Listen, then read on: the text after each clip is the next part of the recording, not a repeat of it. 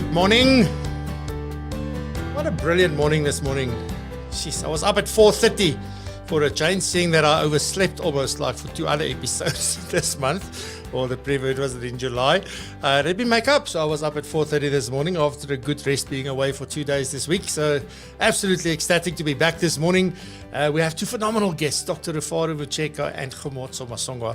So really excited to get into their journeys, their stories, what they think the future holds, their vision for what it is that they're doing, and just good all-round inspiration and all of that. So really looking forward to that, and happy to have them with us this morning. And obviously, we also have the news. We always start off with the news brought to you by the Financial Planning Institute. And this morning we have Sima, who is back to deliver that. And then also Norma doing personal development, talking about how to rewrite your past, which I think is so apt for many of us. And I really look forward to her segment. And and then we'll get into the conversation. So we keep on celebrating Women's Month and the phenomenal women that are part of this community, but also who are playing a critical role in the financial planning profession in South Africa and globally. So really excited to be able to do that. Alrighty, so with that, let me just quick good morning, just do a couple. So very early in, Mr. Ben Kleinhans, goeiemôre Ben. Then we also had David Kopp. Good morning, David. Nice to see you on the other side of the screen, so to say. Albert, good morning, goeiemôre. Tracy, good morning. Always nice to have you here. Proud PROpulsion Pro member, really love it. And Herman Lou, goeiemôre. Ook altyd hierso. Goeiemôre. Adrian Jordan, nice to see you again. Julie, also PROpulsion Pro member. Good morning, good morning. And Paula, very awesome to see you as well. Thank you for saying hi and for joining us this morning for this amazing conversation that we're going to have. And before I move on to the news, Mr. Mark Bullock, good morning, Mark. Nice of you to pop in and say hi as well. All right, and Kuvendra, there you go as well. Kuvendra, like they keep on coming. All right, so with that, ladies and gentlemen, here's the news brought to you by the Financial Planning Institute, and Sima Naika is our correspondent this morning.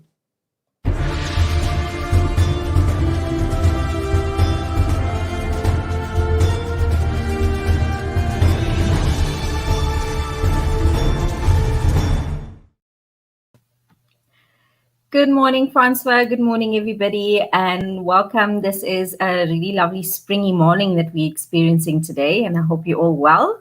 In the news, the FSA makes clear its position on premium increases to funeral policies. The Financial Sector Conduct Authority noted with concern the high premium increases that are being implemented on insurers on funeral policies.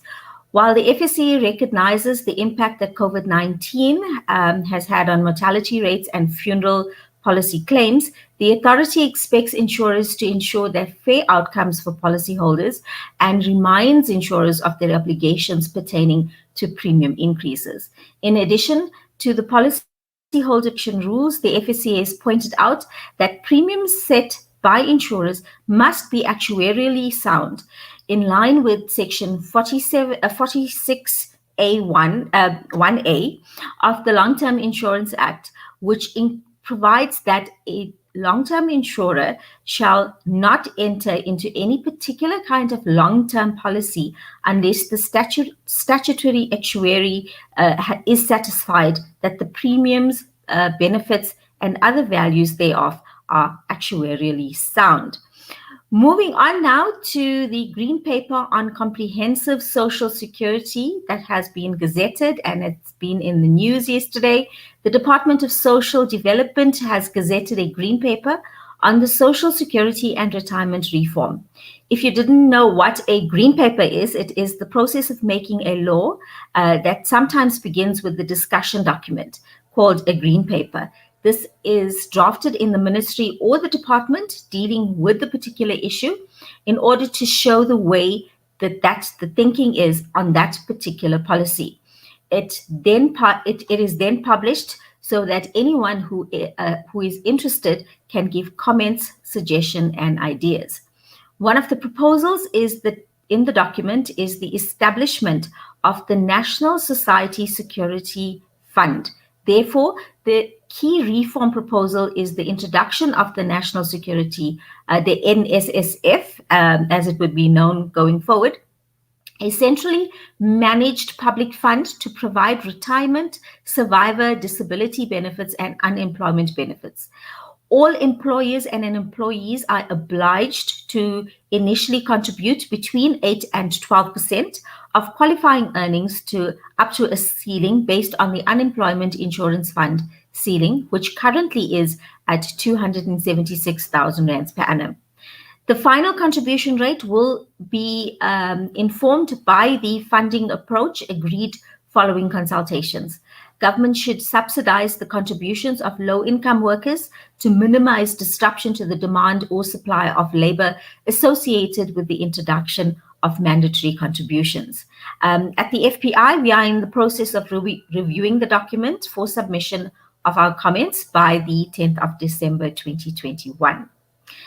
Moving on more news on the FSCA, there have been 2 more FSCA deputy commissioners appointed. Finance Minister Enoch Godongwana has appointed Farzana Badat and Catherine Gibson as deputy commissioners of the Financial Sector Conduct Authority. The appointments, which were done in terms of Section 61.2, read with Section 63.1 of the Financial Sector Regulation Act, are for a period of 5 years and are effective from the date of assumption of duty. The Minister of Finance said on Tuesday that the ministry has considered and accepted the recommendations for the shortlisting panel that was established to select and recommend candidates for appointment as Commissioner and Deputy Commissioner of the FSCA to the Minister. The appointment of Badat and Gibson follows on the appointment of Unati Kamlana as the Commissioner and Astrid Luden as one of the Deputy Commissioners of the FSCA by former Finance Minister Tito Mboweni. Then moving on, Naspers and Process broke the JSE this week. Trading on the JSE was delayed on Wednesday due to this significantly high trading volumes due to large corporate actions, including a record day of value trading in equities, which traded at 145 billion rand versus the almost double really, versus 71 billion in December 2017, has resulted in the JSE experiencing significant delays in processing these trades on some of its systems. This has resulted in the delay of the start of the JSE equity market on the 18th of August. The record-breaking trade volume was due to the implementation of the share swap deal between Naspers and Process this week, which allowed Naspers shareholders to swap their shares for newly created shares in Prospers. The deal has led to Naspers now having a smaller weighting on the JSE. And then finally, ending off the news with the Rand has had been the worst performing currency of the last 3 days. And now it's not a very good news for Friday. It was almost down 88%, hovering around 15 to the dollar mark. This has been speculated to various things, but one is the US Federal Bank increasing interest rates. And of course, a weaker Rand strokes price increases, including for fuel. And we all know what ripple effect that would have on our economy already, on our already strained economy. And we just hope that this storm will run out of water pretty soon. And my fun fact for today, did you know that it is illegal to own just one guinea pig in Switzerland? It's considered to be animal abuse because they are social beings and get lonely. And with that, it's the news wrap up for the week. And over to you, Francois, in studio. Thank you very much, Sima. I appreciate it. I hope you have a fantastic weekend. And we'll see you back soon. Awesome. Bye-bye, everybody. Awesome stuff. Bye-bye. Alrighty, so let's jump right into it. Here is Norma, and Norma's going to talk about how to rewrite your past.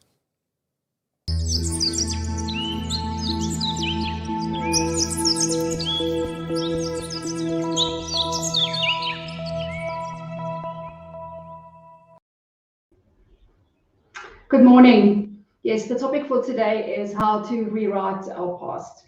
So let's look at what psychology says. So the theory of narrative identity simply says that we form an identity that really combines our life experiences into an internalized, evolving story that really gives us that sense of unity and purpose in our life.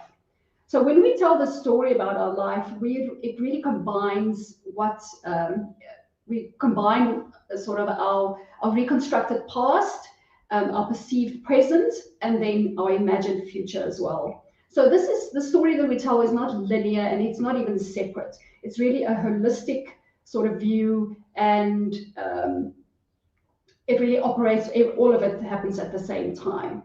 So like William Faulkner says that our past is never dead. It's not even past. So I think the important thing is that we can ask ourselves the question is the story that we're telling about our life and our past, is it serving us? And is this really the story that we want to tell about our lives? So when we change the meaning and the story of our past, then we also change the story about our present and our future.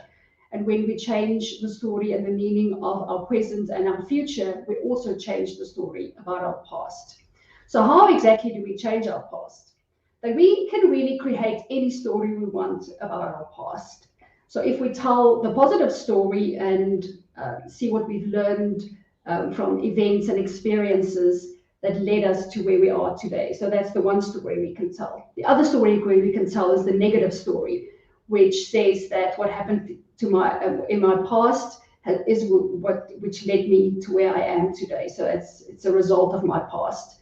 So it's important to see how we view our past, because that's going to determine the future that we create for ourselves. So our past is really just sentences in our head. So the past is over, and what really is left is our thinking about the past. So if we talk about old pain or old wounds, what I think we really mean is that we have a thought about the past now that creates a feeling we have right now. So if our thoughts, which we have now, create feelings that we have now, is really associated to something that is in our past. So rather than creating new thoughts based on a past that we don't like, we can create it from a future focus. So if you look around in the room you're sitting in, there's a whole lot of inventions. So the person that invented that thing had to come up with a new sort of a thought, which came from something that he was seeing in his future. And the same for yourself is, if you are, for instance, a business owner, that business never existed before. So you had to also create new thoughts to create this vision that you've had.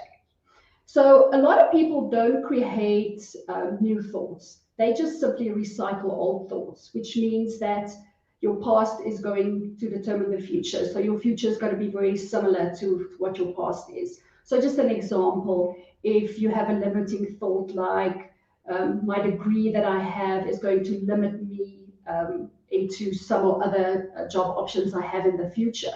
But really the truth of that is that my past doesn't equal my future. The same is with if I want to lose weight and I've tried everything in the past and nothing has worked for me. So the truth really about that limiting thought is that my past weight doesn't equal my future weight. So really we can really start fresh. So we can remake all of our decisions from a future focus. So we can stop this cycle of repeating the past, which we don't like. So how exactly do we rewrite our past? So simply we can just identify the stories we tell ourselves. So is the story saying that life happens for me, and can I use that to my benefit and to my advantage, or am I telling the story of the victim? Also, I can identify maybe thoughts I have about the past and know that I have 100% control over those thoughts. Like Dan Sullivan says, you get to take whatever you want from your past and leave whatever you want. And then lastly, just to start rewriting your past and keep editing. So if you rewrite your past from a growth and an abundance mindset, you know that there will always be more opportunities, more learning, more growth. And then when you keep writing, you can keep writing to your heart's desire. and keep writing until you have a story that is serving you and that you can use to create the ideal future. So that's what I have for you today. I hope it gives you something to think about, and have a good weekend. Thank you. Thank you so much, Norma. Have a fantastic weekend. We'll see you back next week. Great. Thank you. Okay, bye-bye. All right. So before we get into our discussion with our two guests this morning, I just want to share a little bit of a couple of updates with you so that you are in the know and know what's happening. So the first one is on the 31st of August, the Speaker and Influencer program for 2022 is coming to a close, the applications. So if you still wanted to apply for that, then you can still do so. We've really had a great response across the profession, across the country. There's space for 30 South Africans to come onto this program, a fully sponsored program, international speaking coaches, and just, well, if we just look at what happened last year, or in the previous program, not even, it was this year, this is for next year, but it was an absolutely phenomenal thing. And I quickly want to sort of just give you a glimpse into what you can expect from the Speaker Influencer program, and also the opportunity to then speak at the Global Financial Planning Conference in 2022.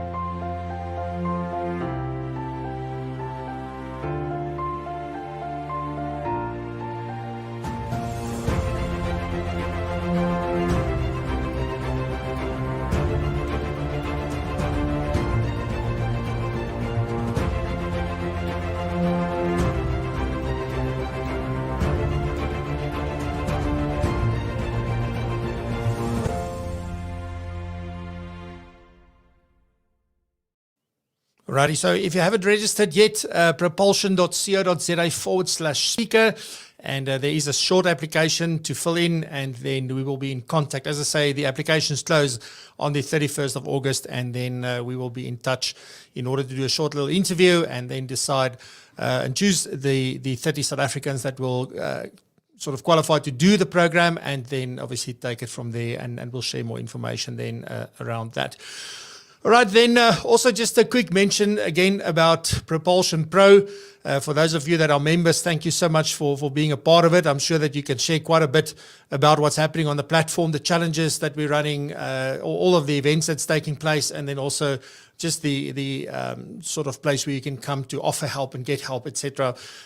So if you haven't checked it out yet and you want to become part of something truly significant, please visit propulsion.co.za/pro. And on that note, so the next 3 challenges that are in the pipeline is a 5-day marketing challenge. So it's going to be a 5-day marketing. And just maybe a little bit about challenges. Challenges are designed to help you implement things in your business, not only learn about them. So it's a combination of learning and doing. And it's broken down into short little bits. It's a little bit of work every day, but at the end of that challenge, you would have implemented something, or sometimes a lot of things, that will significantly impact your business in a good way.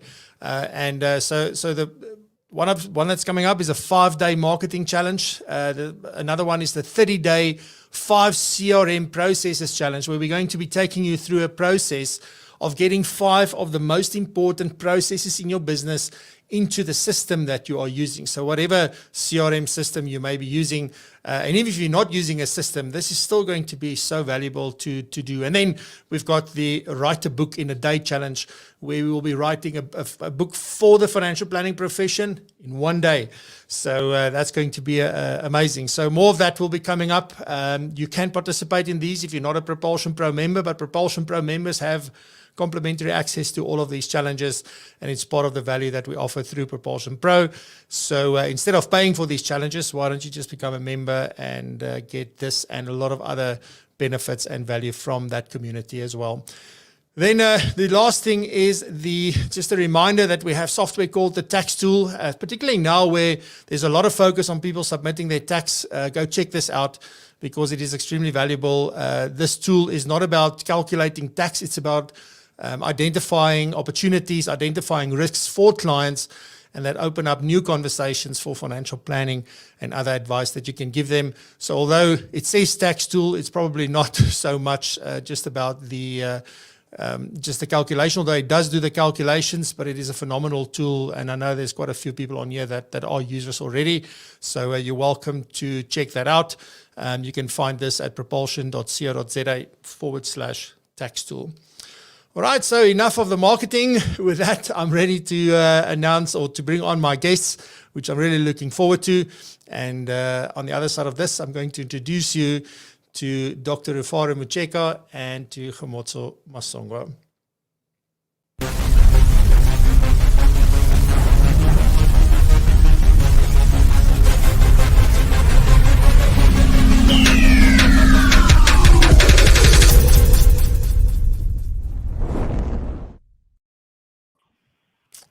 Good morning, ladies. Morning, Francois. Awesome to have you with us. I've been looking forward to this. I've been looking for an opportunity to get you ladies on.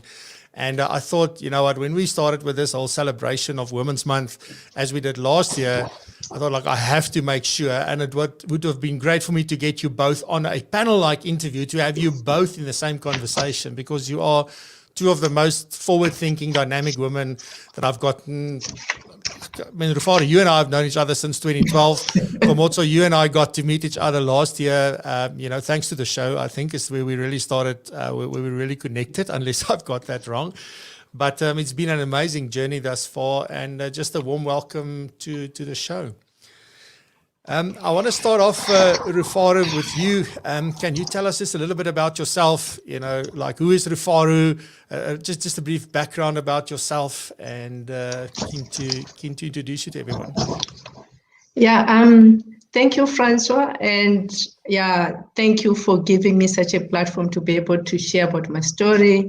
And what I can say to you is, I'm just an ordinary rural woman. I was born in Zimbabwe, rural areas where I used to go to school without wearing any shoes. And I must say, I think the one thing that really propelled me to be where I am today is I used to work very hard to be able to survive. And the one thing that I said to myself was, I wasn't going to marry a rural man and live in the rural areas. And I think it just became one of my drive to say, what's the best way for me to leave rural areas and be somebody? And that's when I really used education to propel myself to be where I am today. So my first degree was statistics. And what I can tell you as well is, during my first year, I had a child and I repeated my first year. And a lot of people do not even believe that I had to go through that challenge and overcome it and to be where I am today.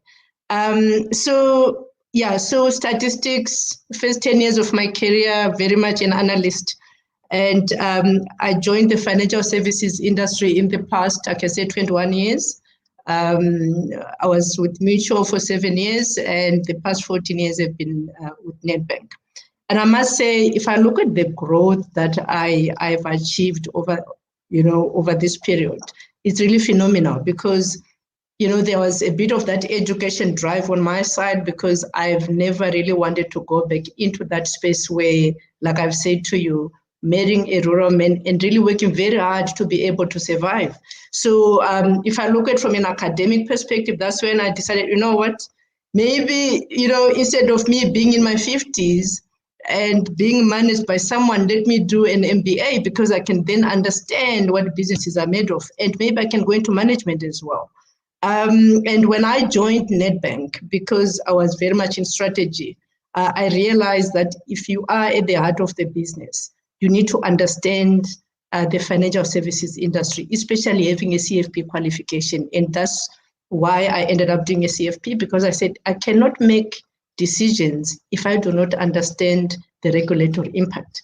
And over time, I got, I then spent lots of time in West Africa, and I think maybe we might elaborate a bit on that maybe at some point, where I was very much in the thick of things, helping a very large organization to set up a financial planning business. And I must say, the experiences of being in the thick of things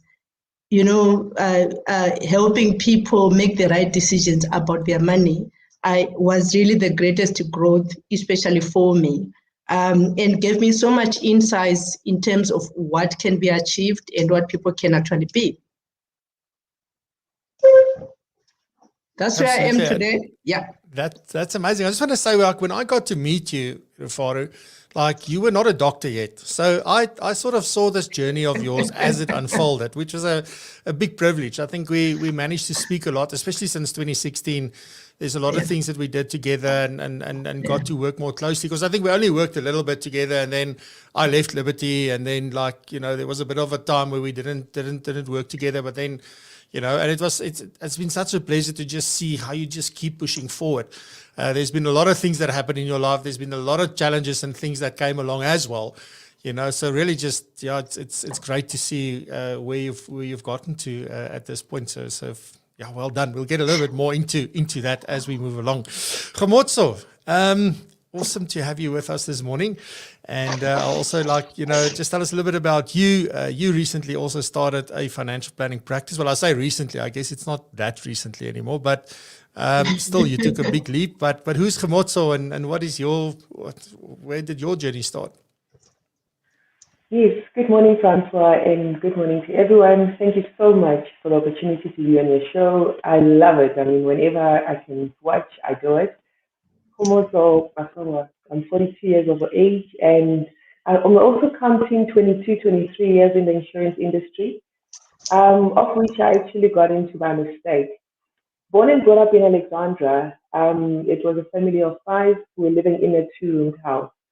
And for me, it was not really comfortable. It was the worst, because in a yard, there's like 10, 15 family houses, and then you've got this 2-room whereby all family members must be in that. So from a young age, I was like, I need to work very hard to get myself out of this place.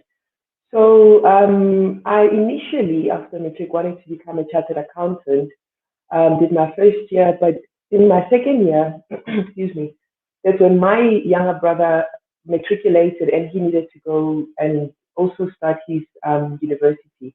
Now, because my tuition fees were paid by a combination of my sister's and my mom's income, obviously the second year it was not possible, because then it was my younger brother who needed to have that covered. So that's when I got a job, which was an introduction to the insurance industry, short-term sales, call center agent. And because I had this drive that I needed to work hard and get a better place for myself as I grow and get out of Alexandra, I really worked very hard. So once I got into sales, I realized that the more sales you make, the more money you earn. So the drive into the insurance industry was always money, because I could see that now I'm making money, and I'm making more money the harder I work. So that was basically what pushed me into it.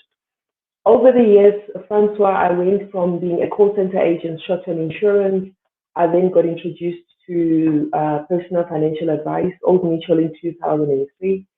And I mean, for those 3 years, I did extremely well. I was a top salesperson, because like I said, the drive was more sales, more money. But I had a very curious mind.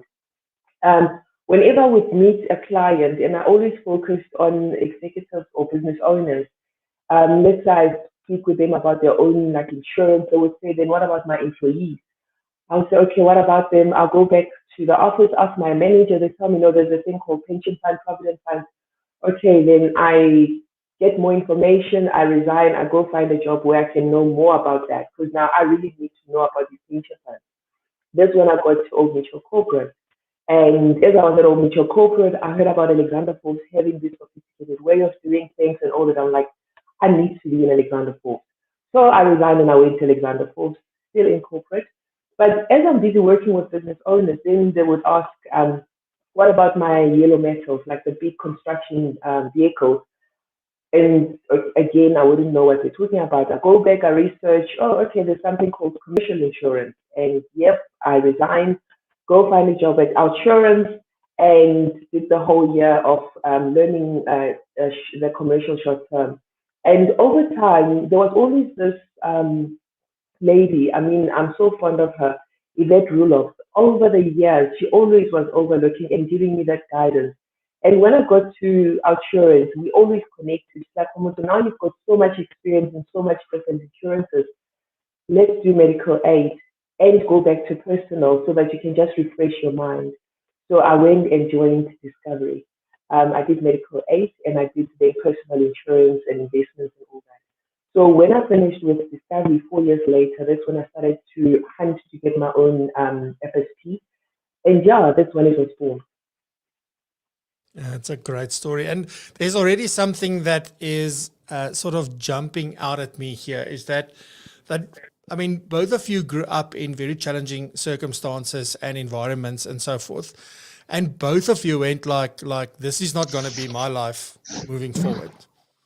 That's sort of what I see from both of you. And you were very clear on the fact that you are going to change this, and you took ownership of that. Okay. And I think that's where the inspiration comes from, you know, for me, because I always believe that we have a choice. We can either just stay where we are, or we can really like change things. And it is in your power to change it, even if you don't know how you're going to do it, but making that decision that I'm going to do this. You know, so I want to ask a question, Rufaro, is maybe like, why do you think so many people are not able to make that decision, number one, and then secondly, not make the change as a result thereof? I mean, have you got any view on that? You know, Francois, for me, if you were to ask me this question maybe 20 years ago, the chances are very high that I wouldn't have an answer, because I don't think I would have been where I am today. But I think for me, the more I knew more information, the more I learned, the more I interacted with more people, the more I networked, the more I realized that people change the world because of the knowledge that they have. People change the world because they've got networks that are there to support them. And also, the more one knows, the more confidence grows. If I look at myself, for example, like I said, when I was in West Africa, you know, working in EcoBank, helping EcoBank set up a wealth management business, I was there on my own, you know, working with all these executives and even, you know, ordinary staff. And I realized that I was the center of that knowledge, and people would come to me for any single question, and I'll be able to answer, or I'll be able to connect them with the right people. So at that point, I realized that I knew a lot to be able to help an organization set up a business. I knew enough to be able to have people trust what I say. I had enough to even speak to regulators in terms of what can be done. And I must say, the more one knows and the more the confidence grows, it makes it much easier. But a lot of it also really comes with the passion in terms of how do you want to be known, you know, because, you know, we are going to leave this earth at some point. And for me, the one thing that, you know, the code that I always use is very much around, you know, be the change that you want to see in the world. And because of that, it means I need to take ownership. I need to influence where I can. I need to be able to use my knowledge, my rank, and be able to connect people to make a difference in this world and inspire other people. So a lot really comes from within, but it is normally boosted, especially for me, with the knowledge. And if I look at, especially when I decided to do my PhD was very much inspired by the environment that I was operating in, especially in West Africa. And I realized, and I said, you know what, now that I am outside my comfort zone, what else can I learn in these geographies for me to enhance my knowledge?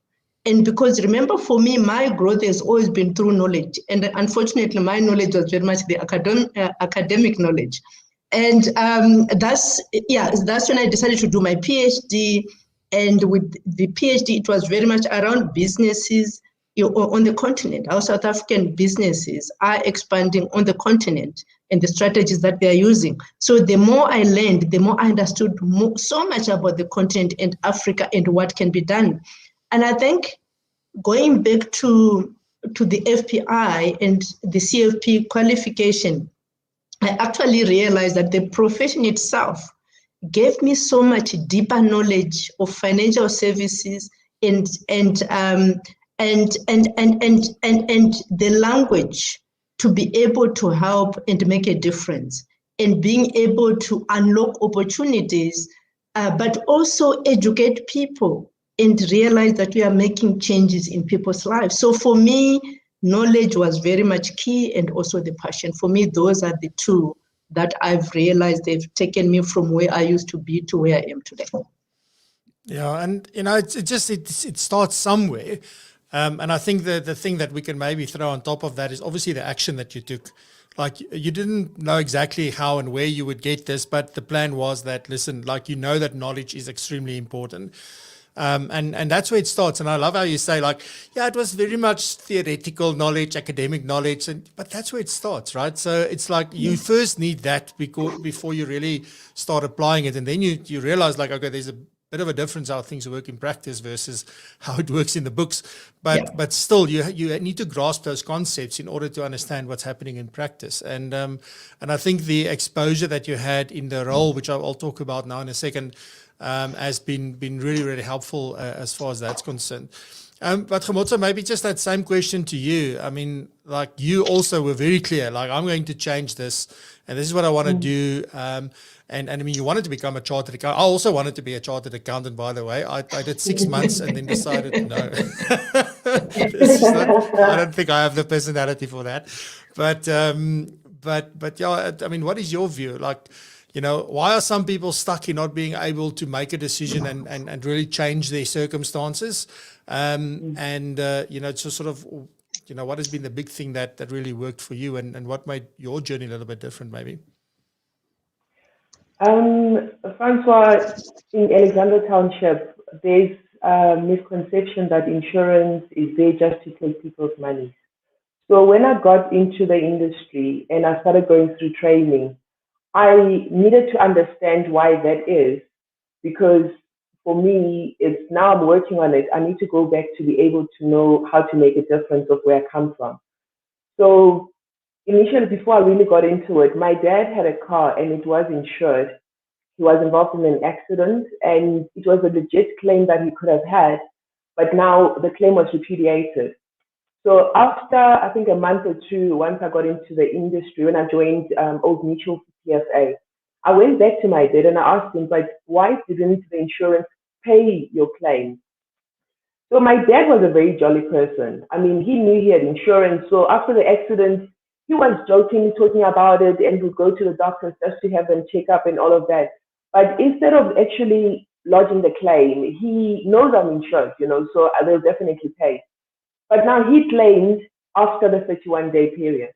So then I got to understand that because of lack of knowledge and understanding of the actual product that a person has, that's when they make these misconceptions that, no, it's wrong for me because it didn't pay out and all of that.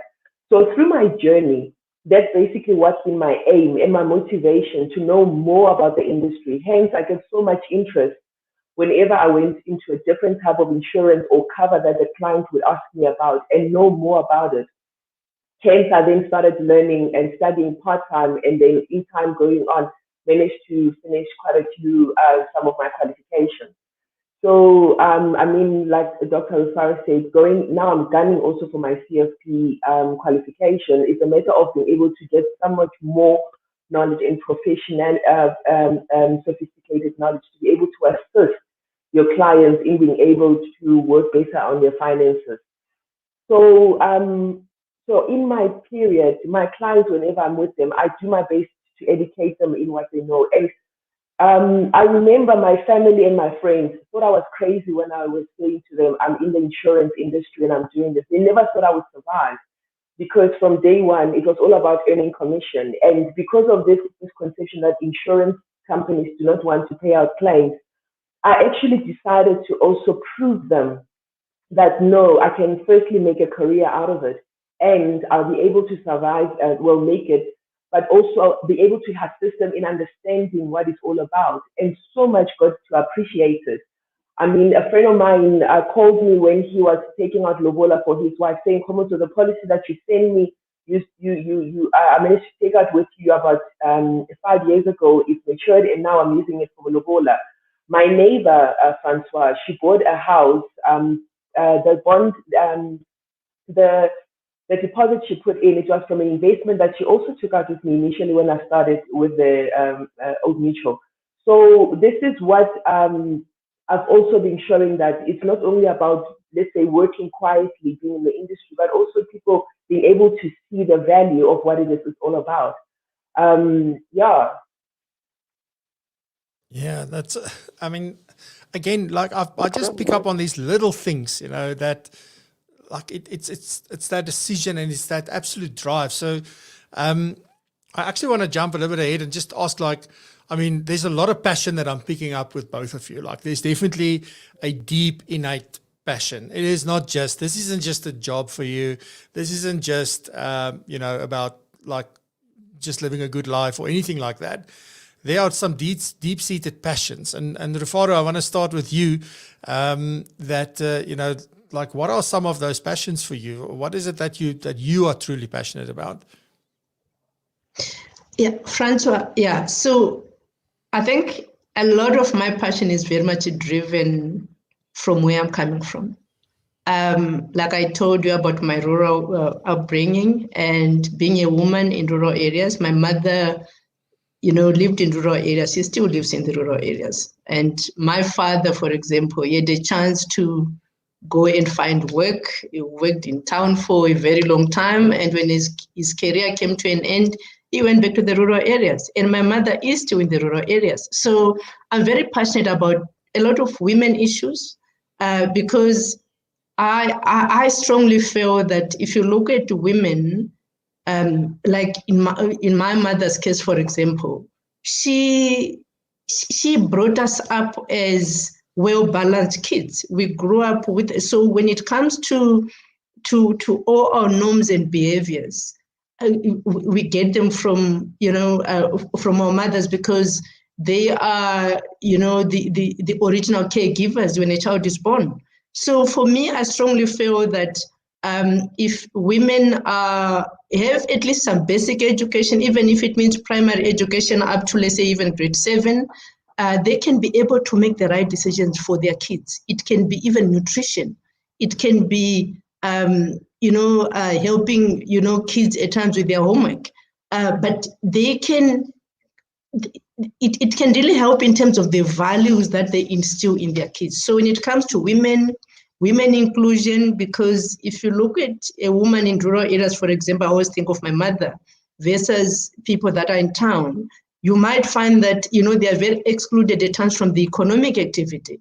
But if you look at, you know, women inclusion, where like now with mobile money, if someone can have, you know, a mobile phone, let's say in the rural area, people can be able to send money to them. And with that money, they can be able to do, yeah, you know, they can start maybe looking after chickens or something like that. And they might even end up even employing other people. So, and once they employ other people, they can be able to have, you know, that whole community can have, they can be able to survive and be able to provide food for their families. So for me, I'm very passionate about women in terms of women helping other women and lead, you know, being able to lead and support.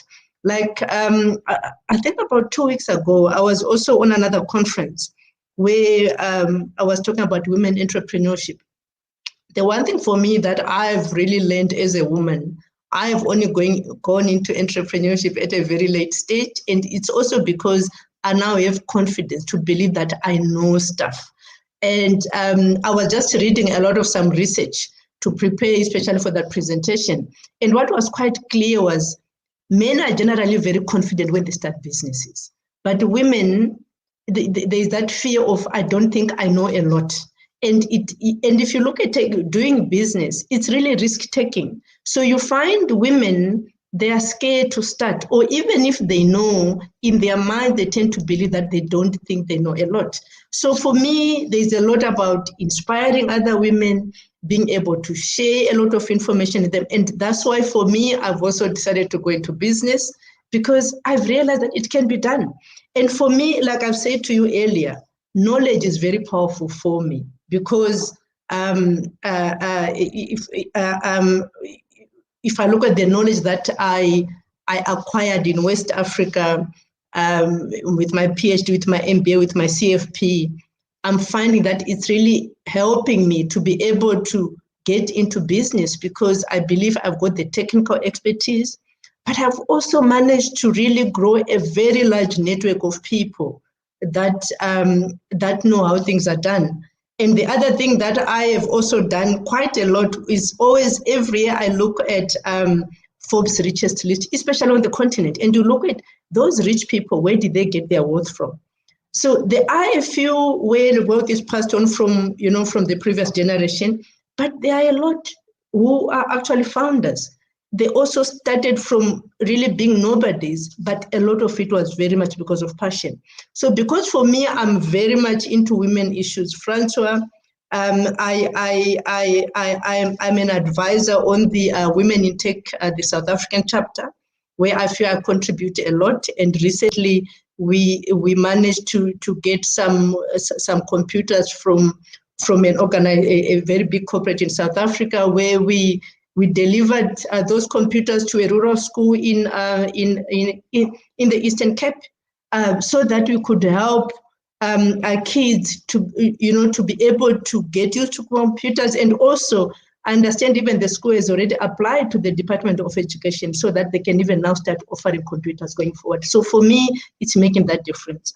I also I'm also an international advisor on the Sherry Blair Foundation for Women, where we support women, especially from an entrepreneurial perspective, find mentors for them, help them, especially when they are looking for funding. And for me, it's also about being able to support women entrepreneurs, and so that they can be able to contribute in the economy. And also, if I just look at my work with Jersey Finance, for example, it gives me a very wide platform to work with entrepreneurs, to work with especially companies that are looking for other opportunities to grow. So yeah, so for me, I am very passionate about making sure that when people make the right decisions with their money, because you hear lots of stories where someone was working all these years, and when they retire, they get their retirement money, go and buy that big house, but they do not necessarily have income. So it's about making those right decisions to say, okay, you got this lump sum of money.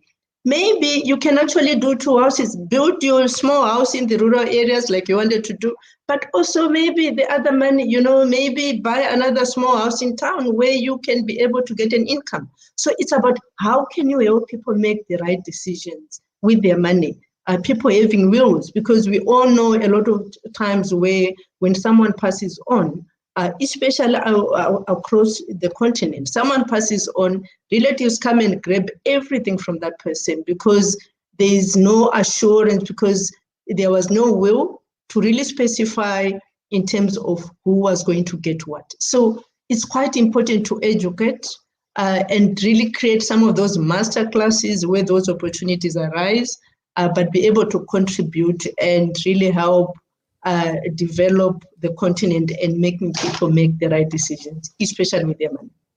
Yeah, absolutely. That's a whole basket full of passions. Kgomotso, what are some of your biggest passions in your life, and things that really drives you? I just double check. I see you muted yourself, so I can't unmute you. So just be wary of that. But so if you can unmute and then just tell us, share some of your passions with us. Okay, can you hear me now? Yeah. Okay, great stuff. Thanks, Francois. I'm going to quickly speak on the business side. As I said, throughout my journey, I realized that education is so important for people to know and understand our industry, our value proposition, our products. They are so of utmost importance, but a person really doesn't care for it if they don't know why it's so important for them. So what I've done is, Francois, I actually got to know you quite some time back from Liberty side. My consultant, Charmaine, she always used to invite me to the sessions you did on estate planning, the tax and all of that. So that's where I got to really see your passion in educating us financial advisors into what we're doing, you know, to help our clients and all that. And once we got also now into COVID lockdown period, and you were giving so much of yourself in these sessions, I got to see another way of being able to giving back. So I'm working very closely with Vera O'Reilly of Virtual Financial Services Professionals. She basically is the operations manager for Kgolema Financial Consultants. And what we do, Francois, I do the facing of the clients, because I realize the more time I spend with my clients, I'm able to give so much more value, because my administration is like 0.0%, you know. So she really runs my office very efficiently. And what we're also doing, we've got young ladies that we're actually also grooming to get into the industry, and we're assisting them by sharing our experience, our expertise, and helping them to also do their educating, the learning in time to become better financial planners or whatever they may want to be in the industry, especially knowing that there's such a lack of Black women in this industry. Secondly, I'm in a group of other 4 ladies. They have their own FSPs. We call ourselves Pathway Finance Network. And I mean, this industry, we always say that it's a lonely industry and it is so much cold. But being in this group, Francois, there's so much support. We get to share, because we're also women. It's not only about business, about their client or their policy lapsing. No, it's about, today I don't feel like seeing this client because he's giving me so much this, or my children are bothering me, or whatever it is. So it's so important to also be able to have someone, especially in the industry, that you can share so much of your personal stuff, because you'll be on the same page. You're both earning commission. So if you don't get to share with someone who's earning a salary and you're earning commission, sometimes it may not be the similar type of experience that you're sharing. So that's so much valuable for me. I've also become a resident advisor for a radio station, and I just give whatever knowledge I have. I mean, we do weekly topics on finances, and that's where I'm also giving to be able to do the education for the communities. And here in Alexandra, I'm working a lot with Rihanna from the FPI. We're working on getting some seminars on the finances. You know, when a person doesn't understand money and respect money, they become enslaved to money, which shouldn't be the case. So we need to be able to educate people to be able to get money to work for them instead of the other way around. On the personal side, my biggest passion, netball. I love netball. I've played netball. I've been an athlete throughout my life. And I'm a netball coach for Cape Town Park Netball Club. And also just started another one, Alexandra, which is the Supreme Eagles. And what we do here, Francois, we go and look for young, talented girls in the townships. We give off, I mean, I've got a head coach, Mafati Sitsiba, she's brilliant. I mean, she played for Gauteng and in all these amazing leagues. And what we do is we're giving also our experience, expertise in netball. I mean, I do a lot of fitness, and she does a lot of technical. And what we do, Francois, is those young girls, ladies as well, we give them opportunities to play in leagues. And whenever there's an opportunity to go and be in a trial or be having that exposure to play in bigger platforms, you'll never know where netball gets you, you know. So that's where we actually open those opportunities for them. It becomes a challenge a lot of times because, I mean, like I said, they are coming from an unprivileged background. So we have to always help with either the transport whenever we've got games, or helping with their gears. For instance, I mean, yesterday we had a chat, Francois. There's a young lady. On Saturday, we've got some trials.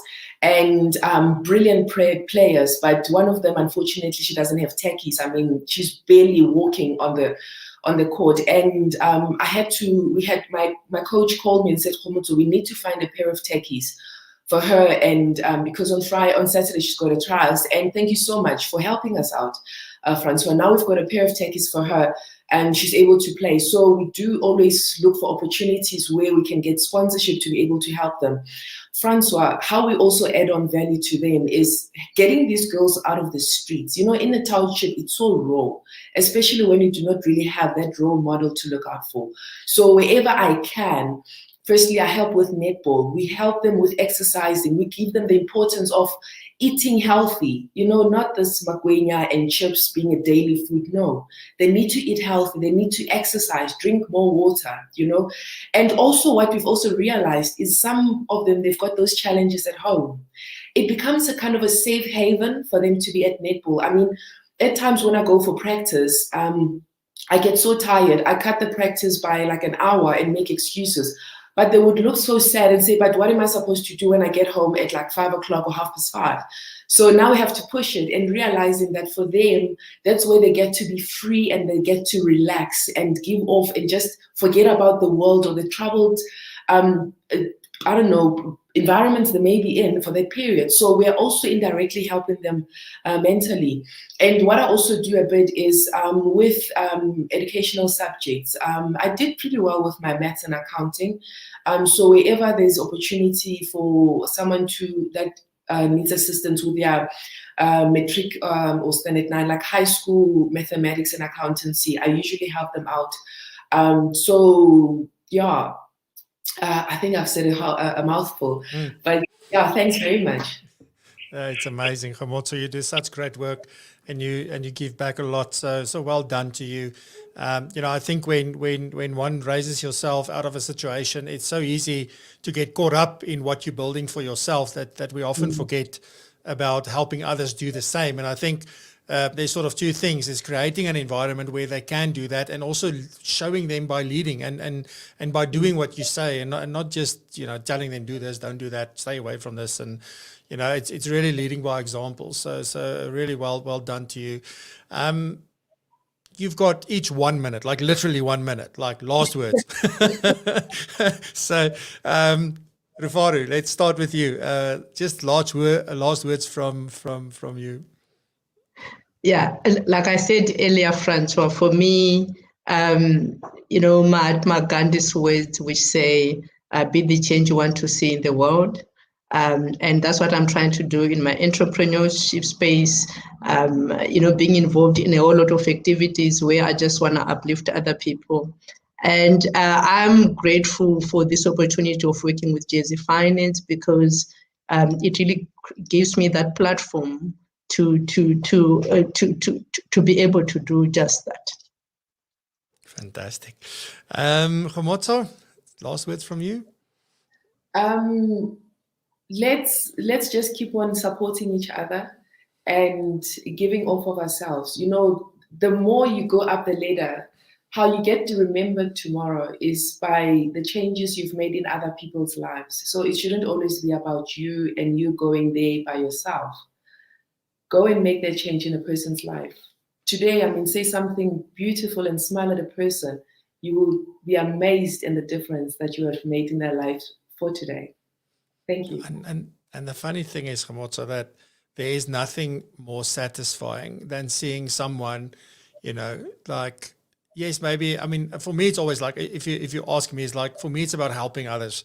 And I really share what I do for others and that. And it's really just the most amazing feeling when you see people take that opportunity and make something of it. That's really the thanks, I think we've had this conversation, maybe you and I, and I've definitely had it with a few members or a few people that are watching the show as well. Thanks for the show. Thanks. It's great. Thank you for saying thank you. But it's when I see you do something with what we talk about on the show and you let me know that this is the difference that has made. That's really like one freaking high five all around. Like, you did something with what we shared. And secondly, like, now you can pay it forward. And that's the big thing. So, ladies, thank you so much. I deeply appreciate your time this morning. I think it was an amazing discussion. I obviously can go on for the entire day, it seems. We can get into a lot of stuff. There's a lot of questions that I didn't get to, and we did touch loosely on some of the things during the conversations. But thank you very much for your time, for being here, being an inspiration. Keep fighting the fight. Keep doing what you're doing. Keep moving forward. I heard a very interesting thing yesterday is that when you drive with your car on the highway and you stop and you turn the wheel, even though the wheels may change direction, your car is not moving. It's just standing there. So you've got to keep moving. Okay. So that's the thing. So please keep doing that. I'm really proud of all of you. Okay, thank you, Francois. Thank you so much, Francois. Thanks. Great stuff. Thank you so much. Have a fantastic weekend. Ladies and gentlemen, we are back next week, same time, same place, with another group of phenomenal ladies for our last episode. So really looking forward to that. Wishing you all a fantastic weekend. Stay safe. It seems to be a lot warmer outside. I think one of you said it's a bit of a spring morning this morning. Was it Sima that said that? So yeah, see you then. Bye-bye. Thanks for watching. Thanks. Bye.